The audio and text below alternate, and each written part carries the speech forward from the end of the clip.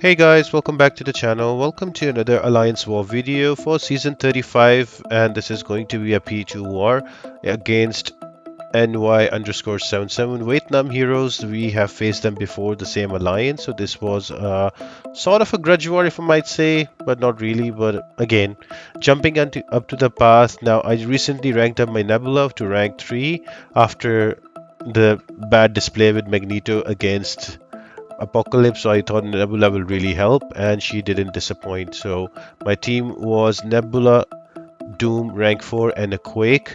So end of the video, I've quaked down a mini boss of Ebony more, so check that out on the end of the video.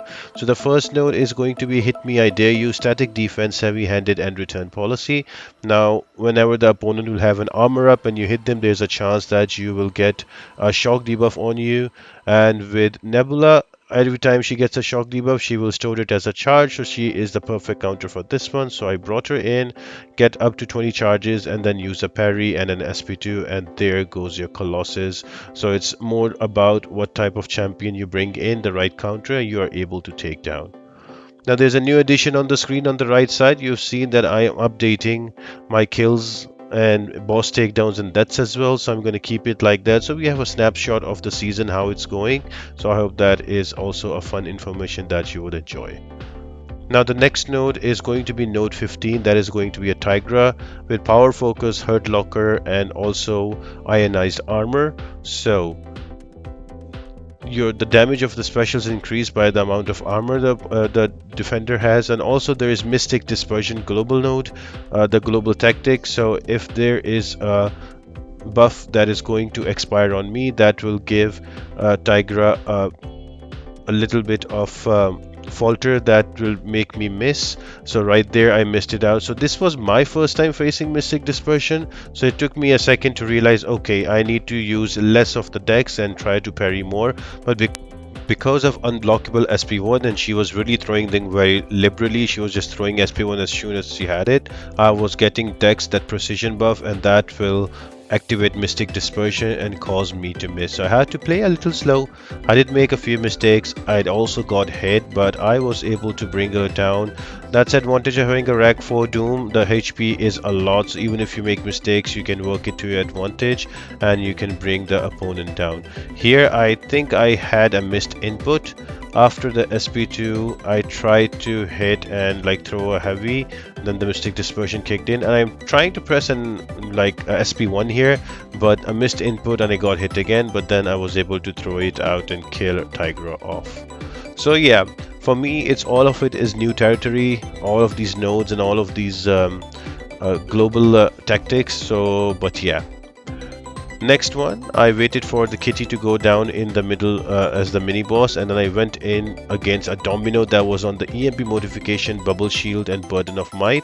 So I chose to go with a SP1 boost. So the whole idea was to just block and let the charges build up, and when I hit, I might get a shock back, and that will help me get my charges up as well, because Nebula will store any shock that is applied to her as charges, and that will help me. I just had to keep an eye on the bubble sheet. I was at 9 right now, so I was like, you know what, let me be careful about that. But because of lucky, I missed one.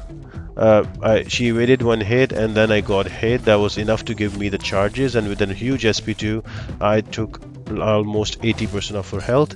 And then because of EMP modification, I again got the charges, and then when parry did the trick, so it was nice and easy takedown for Domino.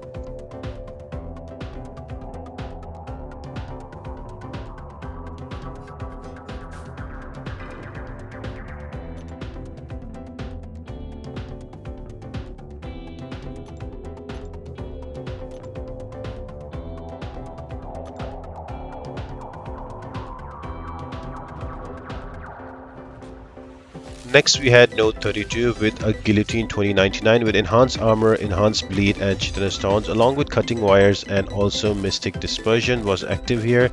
So not really a difficult fight with Nebula, again because I was building up all of my electric charges. As soon as I have 5 of them, I'm reducing 100% ability accuracy because of robot guillotine 2099. So it was an easy fight. Okay, so I miscalculated here. I wanted to throw an SP2 with a parry, but I got so close to an SP3. I was like, you know what, it's okay, I'll throw an SP3 and I'll come back again and build up the charges and throw an SP2 again. But in reality, I just wanted to throw an SP2 and finish it off. But that's okay, that happens. The good part was I did not die, or I did not give away any kills, and I was pretty happy with this war. Now the next one up is going to be Guardian, so see you on that fight.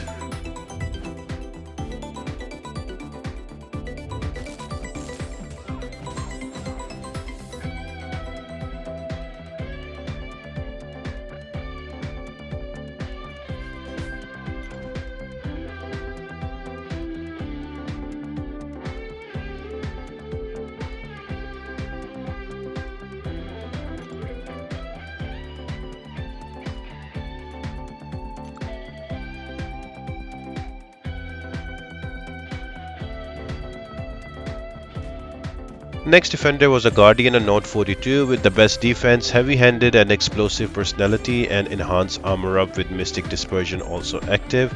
So the more armor if he has more than 5 armors, that will explode and give you damage. And the best defenses is auto block or evade abilities for any champion on the node are enhanced by 25%. So I chose to go with Doom, just use a medium and a heavy attack style, and with all of that power steel, it was a pretty easy and quick fight. Tried to finish him as quick as I could.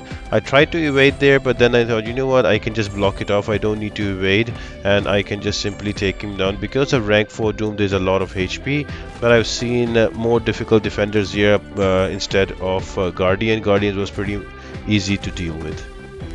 Also, if you notice, I tend to do a lot of boosting. I kind of overboost because I don't want to just die. I hate dying on an alliance war, so I use a 20% the 6-hour war health and attack boost with a 10% and a 15% health boost, so I had enough health to go through it, and I was able to bring him down much easily and get ready for the next fight.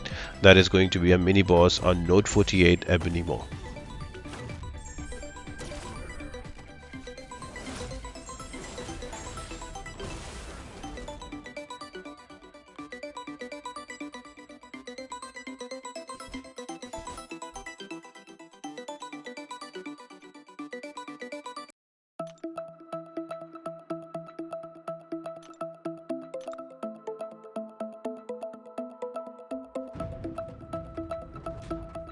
And the final fight that was assigned to me was a very nasty Ebony Maw with on Node 46 with Feat of Vigilance, Power Efficiency, and Missing in Action and Return Policy, and also Mystic Dispersion.